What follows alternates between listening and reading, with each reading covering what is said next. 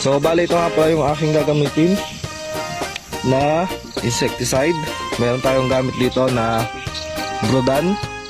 Ayan, so makikita nyo ito yung ating ginagamit na panlanggam. Pero pwede rin po ito sa mga uod ng ating mga gulay na pwede natin panghalo sa mga lason. Yung mababa lang naman ang presyo niyan, kaya mas maganda na gamitin po natin ito at huwag po tayo magpawala ng lason na katulad nito. Bali ang timpla nito mga gulay ay isang takip ng kanyang mismong nalagyan.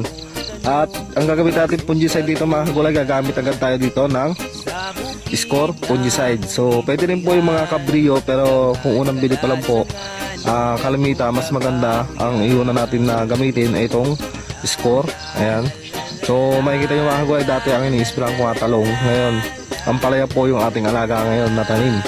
At ito yung ating rechargeable sprayer na 20 liters. Kaya pala mga kagulay, ang timpla natin dito mga kagulay ay halos nasa 5 ml lang po, kasi puro po natin ito ginagamit. Hindi po natin ito hinalo sa 2 liter sa tubig, kaya 5 ml dahil malilit pa naman po yung ating i-sprayhan.